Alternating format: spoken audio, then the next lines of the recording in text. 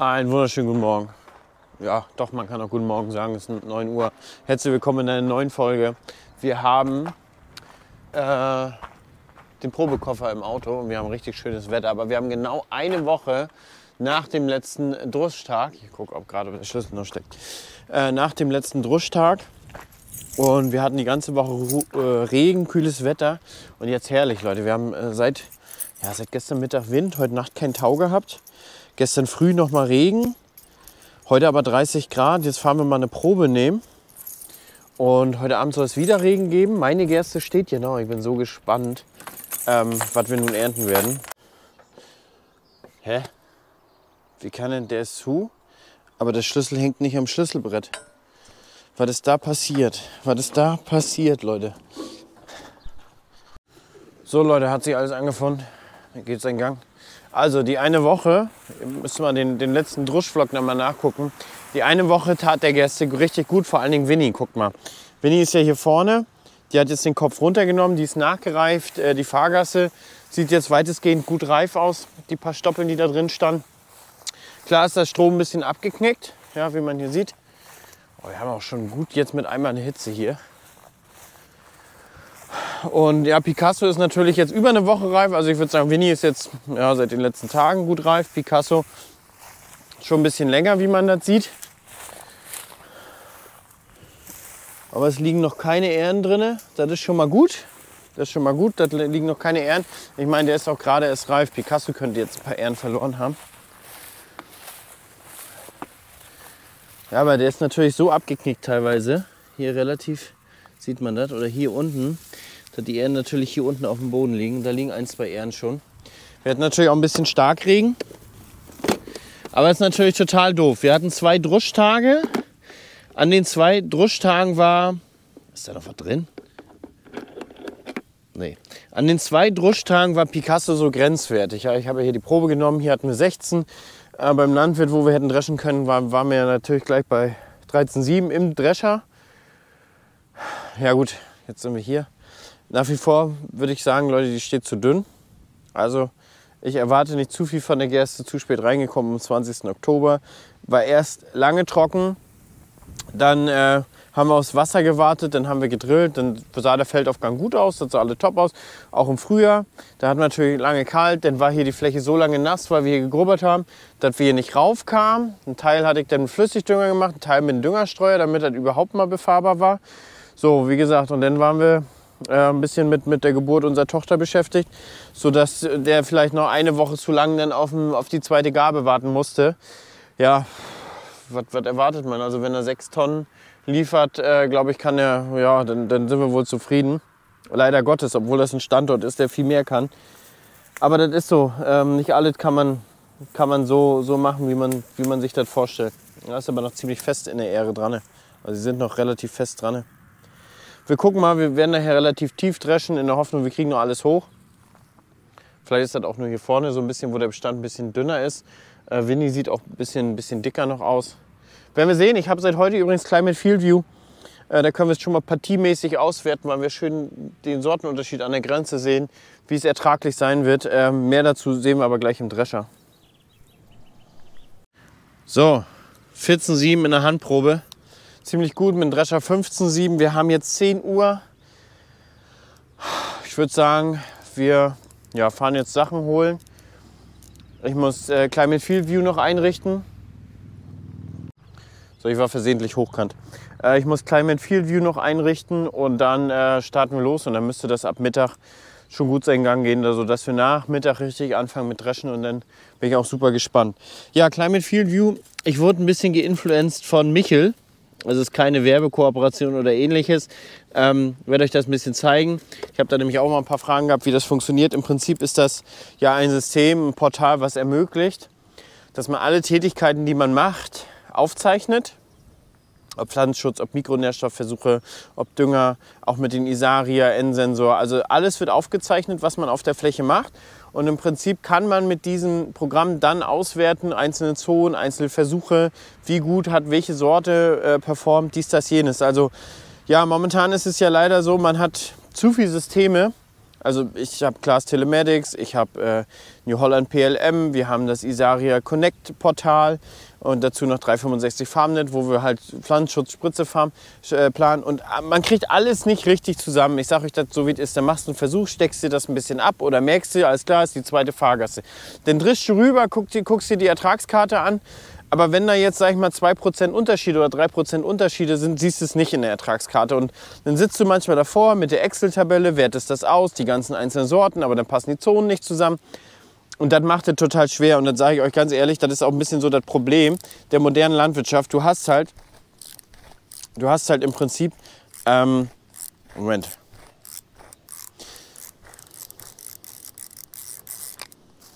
Also man hat halt im Prinzip Daten, aber kann damit nichts anfangen, weil die ganzen Portale nicht so richtig ineinander greifen. Und diese Lücke versucht FieldView zu schließen. Und der Vorteil ist, das ist 1 Jahr kostenlos für jeden. Nicht nur für Landwirt in MV, weil er Videos macht. Das ist für jeden kostenlos. Und auch wenn man jetzt nicht alles auf Isobus hat. Ich habe jetzt alles auf Isobus. Dank Bibi Lieb ist ja meine Spritze auch Isobus-fähig.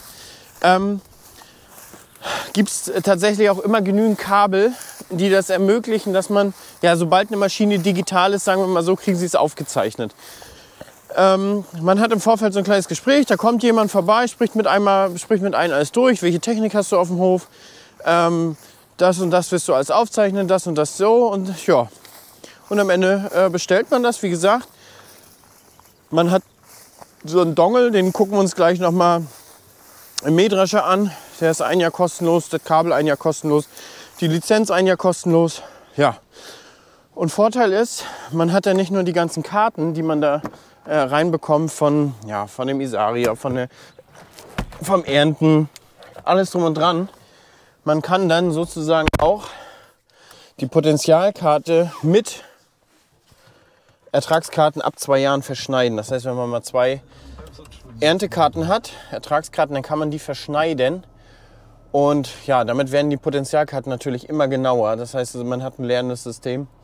Ich habe jetzt auch schon mal die Tage die Flächen angelegt. Man hat auch die GPS-Kartierung, gefällt mir auch ganz gut.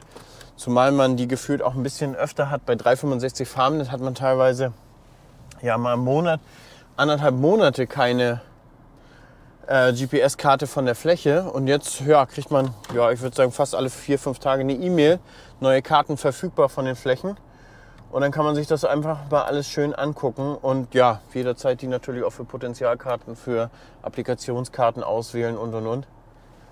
Und das ist natürlich was.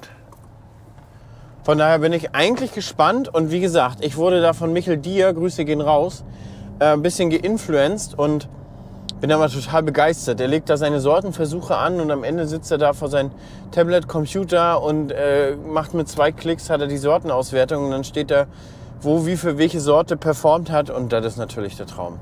Mein klar, der Nachgang, was viele jetzt sagen würden, du gibst die Daten natürlich frei. Ja, das ist so, man gibt die Daten frei und letztendlich die das Portal haben, sind natürlich in der Lage, natürlich auch ganz krass viele Auswertungen zu machen über Sorten, über Pflanzenschutzmaßnahmen, über Düngemaßnahmen und sicherlich können die auch ja, ohne Probleme mit einer AI oder so errechnen nachher, was sind die besten Maßnahmen auf welchen Standort.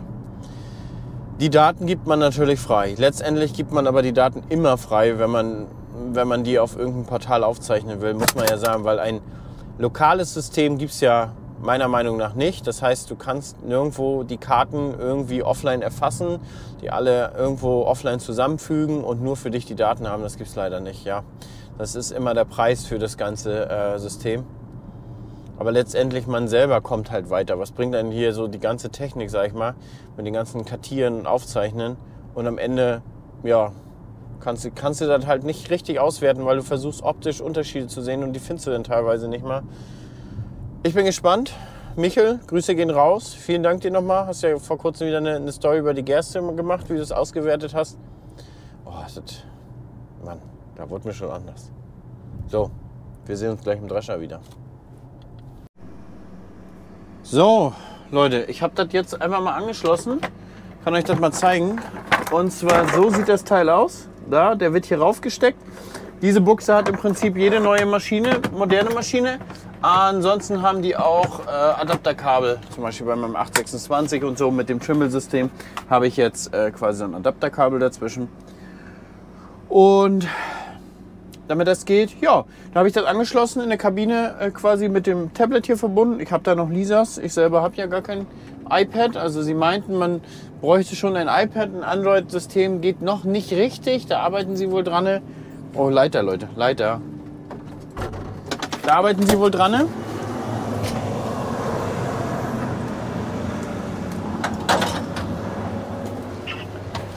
Und ich habe mir jetzt erstmal ja, ein gebrauchtes, kleineres iPad bestellt. Brauche ich ja jetzt ab jetzt immer dann in den Maschinen. Und ja, habe jetzt mir so eins bestellt, auch welches quasi eine SIM-Karte beinhalten kann.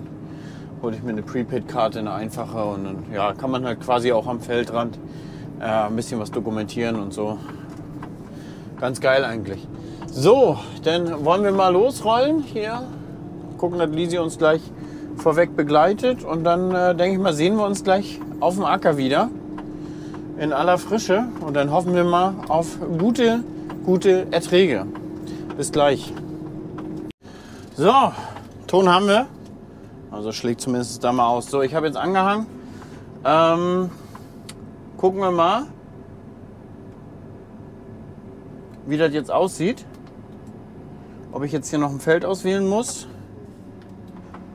Oder ob er automatisch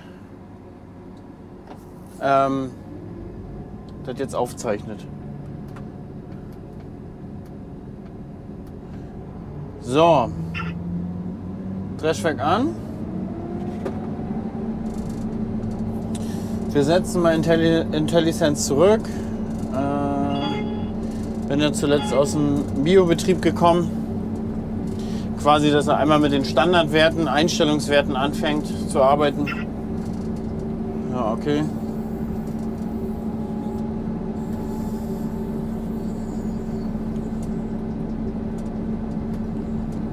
Und dann gucken wir mal.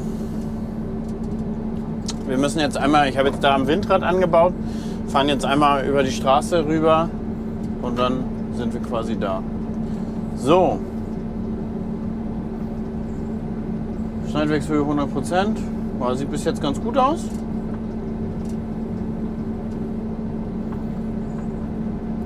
Ich glaube, wir müssen dann gleich noch das Feld auswählen. Aber ich weiß nicht, ich kann mich noch mal erkundigen, ob er es dann automatisch zuordnet, wenn wir quasi in der Fläche sind. Aber ich denke mir schon. Zumindest kriegt man wahrscheinlich die Werte dann hinterher noch mal dazu. So.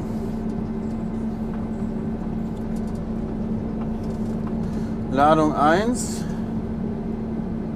Ich will mal gucken, ob man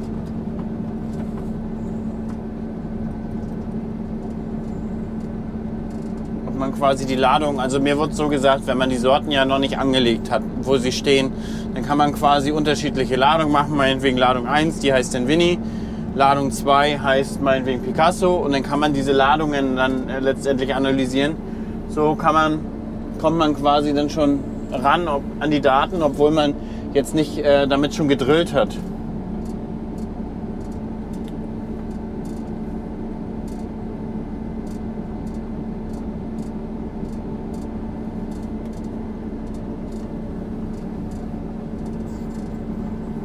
So.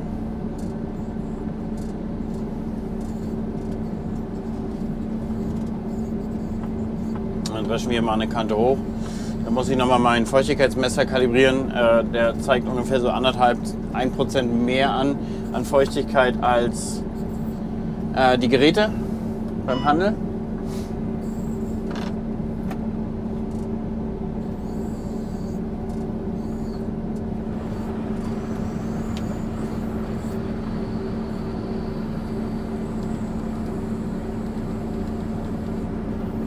So, wir kommen natürlich aus dem Bio, wo wir relativ hoch geschnitten haben.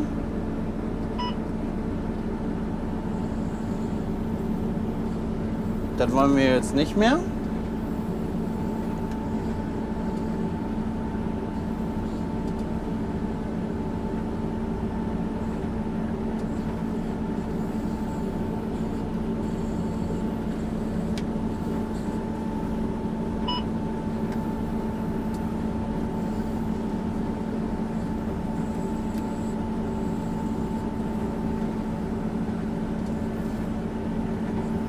Also ein paar Ähren liegen schon unten. Die gar nicht wenig, die so tief mit dem Kopf hängen.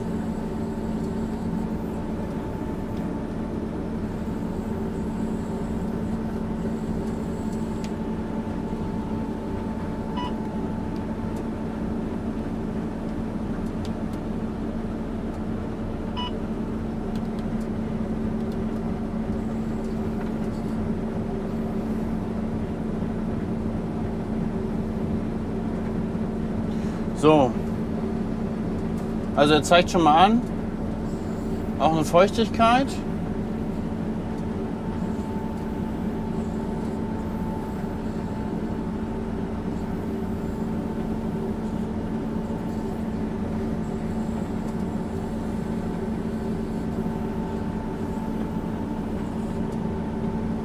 Schade, also Wachstumsregler hat die Gerste gekriegt.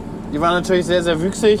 Ja, vielleicht hätte ich noch mal später was fahren können, damit der Kopf sich stabilisiert, damit man da noch ein bisschen, nächstes Jahr, damit quasi dieses Ährenbrechen vermieden wird.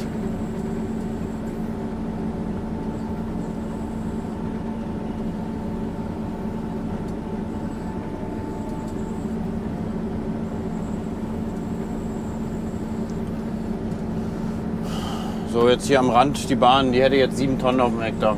Ja, nehmen wir erstmal mit.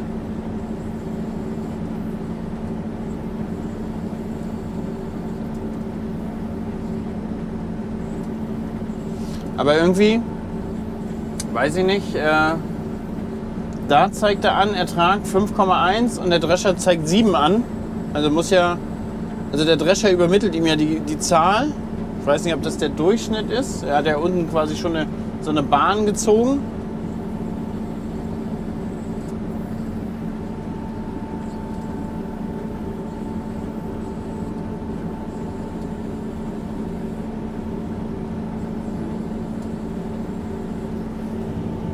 Aber schön sauber. Große Körner und schön sauber, das ist wichtig.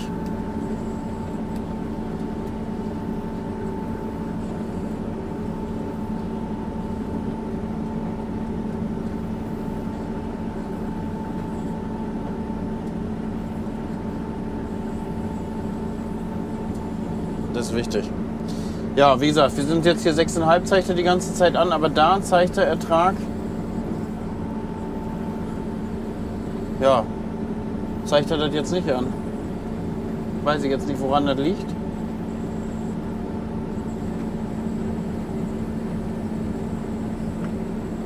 Wir kriegen raus, Leute, wir kriegen raus. Auf jeden Fall haben wir erstmal die Daten.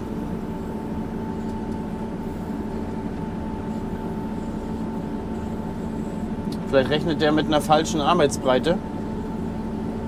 Wäre ja auch möglich. Aber ich denke, die Arbeitsbreite übernimmt er ja von dem System, wenn wir gleich mal oben sind. Ich werde jetzt gleich mal Probe nehmen.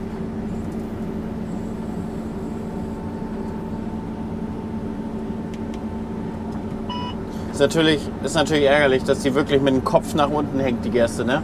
Dass man quasi, wenn man relativ tief durchschneidet, dass man die Köpfe abschneidet. Das sind auch 1-2 Dezitonnen, die da unten liegen. So, ich nehme mal schnell eine Probe. Ich wollte gerade sagen, wo ist mein Koffer?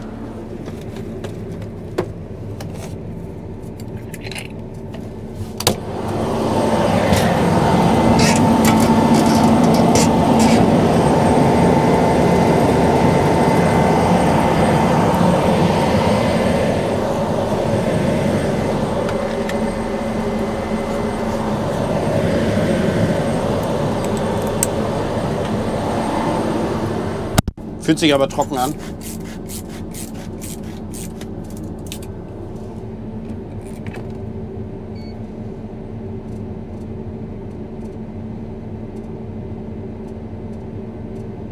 (13,7), das ist doch top.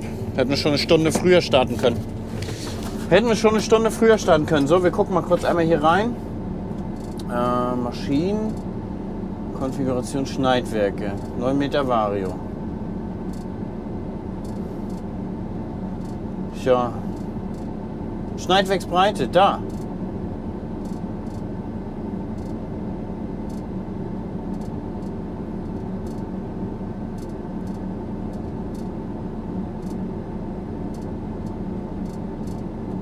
Da, war falsche Schneidwerksbreite, Leute. War eine falsche Schneidwerksbreite. Wie ich das vermutet habe.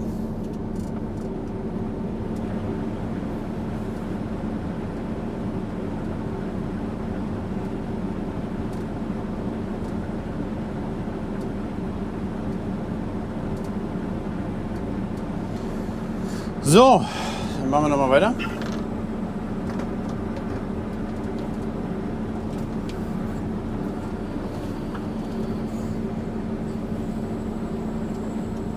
Kriegen wir noch ein bisschen tiefer eigentlich?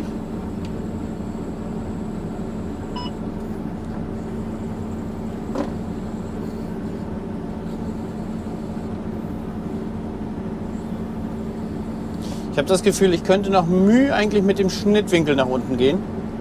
Aber das kann ich leider nicht digital, beziehungsweise aus der Kabine. Das muss ich tatsächlich hier rumschrauben.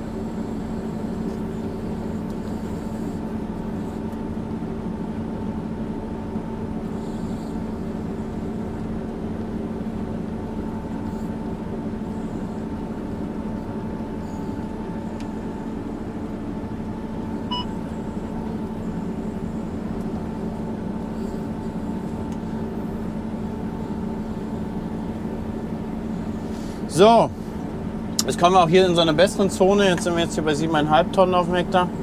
Aber wie gesagt, die tief hängenden Köpfe ist natürlich ärgerlich.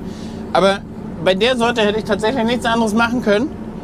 Die war noch nicht reif letzte Woche. Jetzt durch den Regen und Wetter ist sie jetzt reif geworden und auch total gleich ineinander gesackt. Dieses Jahr auch generell die Gerste sehr wüchsig gewesen. Ja, auch die mit richtig viel Wachstumsregler-Einsatz, die haben sie auch nicht gebremst gekriegt. Ist halt so. Ist halt so, nehmen wir hin. Wir sind jetzt ertraglich 7,1. Hier sind wir jetzt auch wieder tatsächlich jetzt besser mit dem Ertrag geworden. Da werfen wir, ich dresche jetzt erstmal ein paar Bahnen und dann werfen wir mal hier einen Blick drauf. Feuchtigkeit wollen wir noch kalibrieren. Das machen wir noch.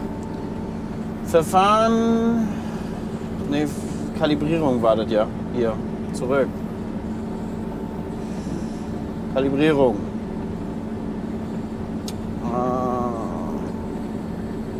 Untersieb, Obersieb, Höhe, Rückfeder, Fahrmotor, Schrägwörter, Winkel.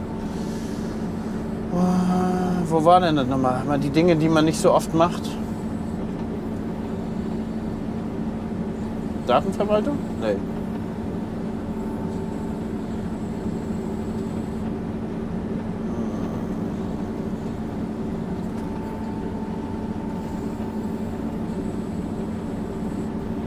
Aber das muss doch bei Kalibrierung gewesen sein.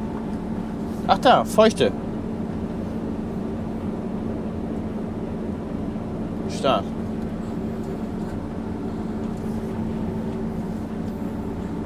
So, Leute, ich kalibriere das jetzt mal fix durch. Also ich tippe ihm jetzt hier das Starten an. Dann fahre ich jetzt hier ein paar Meter, dann messe ich das einmal durch und dann ja, komme ich wieder und gebe ihm die Werte sozusagen ein. Und dann korrigiert er eigentlich den Wert. So, Leute, bis später erstmal. So, Vorgewende ist jetzt angeschnitten. Und ich kann euch das jetzt hier schon mal zeigen. Also ich habe jetzt die dritte Ladung begonnen. Die dritte Ladung ist jetzt quasi Picasso. Außenrum war ja Winnie. Ne, da müssen wir nicht rauf tippen. Hier, dritte Ladung. So, Ladung 2 war jetzt außenrum Winnie. Hat jetzt mit 6,35 Tonnen performt hier. 7,55 Hektar, 48 Tonnen insgesamt. 14,3 Feuchte. Und jetzt müssen wir natürlich gucken. Ich habe bei Winnie jetzt aber auch schon, ich habe da hinten, ich weiß nicht, ob ihr es seht, da ist so ein Landschaftselement, halt quasi so eine Insel. Und da drumherum war ja komplett nass. Da gab es gar keinen Stickstoff dieses Jahr. Oh. Da haben wir nicht aufgepasst, Leute. Da hat er aufgeschoben. Da wollte er nicht mehr. Also was mir auf jeden Fall auffällt, Leute, das Stroh ist tatsächlich ganz unten drunter noch ein bisschen nass. Ich dresche ja relativ tief.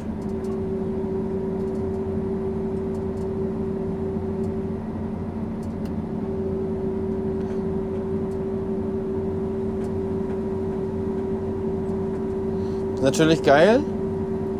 Ich kann jetzt quasi rein reversieren, also mit Elektroantrieb die Verstopfung lösen. Nimm dann die Rückwärtstaste wieder raus, mach den wieder an und dann geht's weiter. So, ich dresche relativ tief, damit ich die ganzen Ähren sozusagen wieder mitnehme. Habe jetzt auch ein bisschen mit dem Tisch umhergespielt, also habe den Tisch relativ weit draußen für Gerste. Aber ja, optisch würde ich sagen, habe ich so die geringsten Verluste. Bin jetzt auch die ganze Zeit mit wenig Haspeleinsatz gefahren.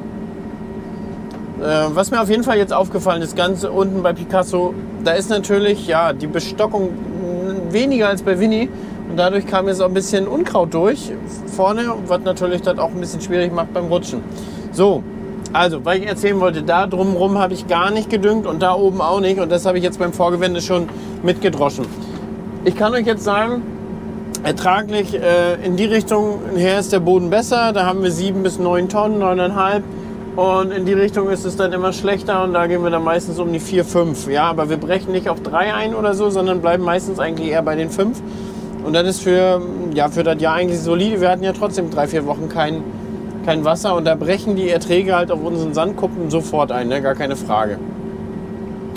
So, und dann müssen wir natürlich gucken, wie hat Winnie der Winter geschmeckt, die lange Feuchtigkeit. Der muss sich ja früh entwickeln, ist ja ein sehr früher. Ja, nee, Picasso. Winnie ist ja daraus eher ein bisschen später. So, ich wollte eigentlich mit Picasso jetzt ins nächste Jahr wieder starten.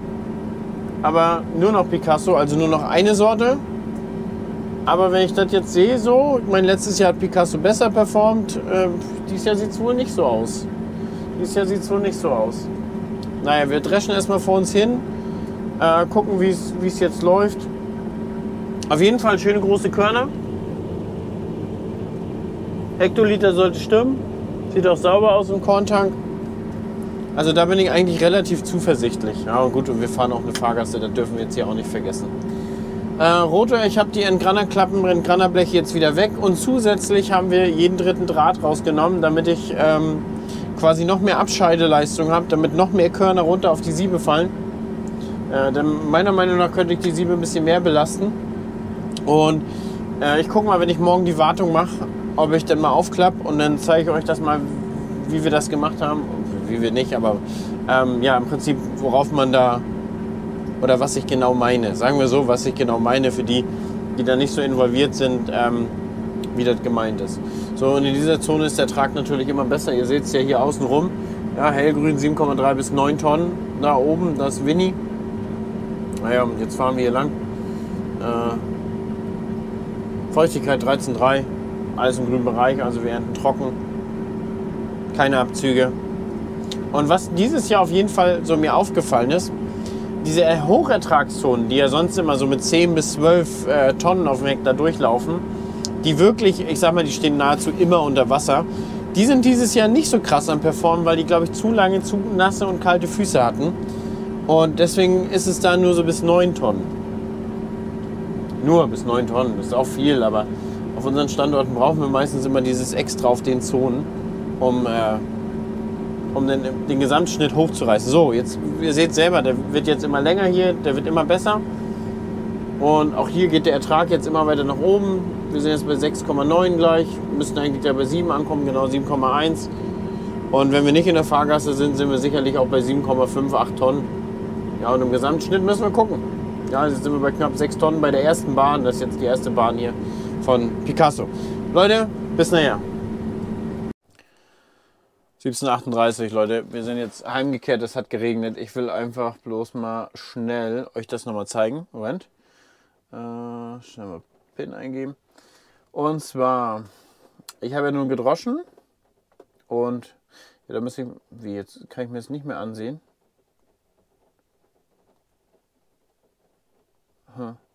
Ich habe gedacht, kann man das nur sehen, wenn es aktiv ist?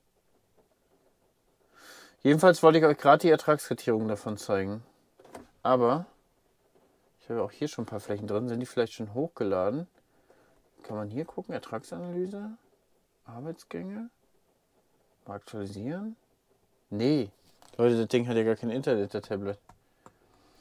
Ich zeige euch das in der nächsten Folge. Dreschen wir wieder und zeige euch die Ertragskartierung. Stimmt, wie soll er denn das hier aktualisieren und zeigen, wenn er gar kein Internet hat? Tablet hat gar kein Internet. Hatte vorhin gehabt, weil ich quasi den Router hier anhab, um zu streamen. Und demzufolge hat er dann auch hier Internet, weil ich dann ein Wi-Fi in der Kabine habe. So Leute, also, ja, muss ich sagen, ich habe gerade in der vorderen Bereich der Fläche habe ich schon auf mehr gehofft. Wir sind jetzt bei, ich glaube, Picasso hat 6,1 Tonnen Ertrag und der Winnie war 6,4 mit Vorgewende.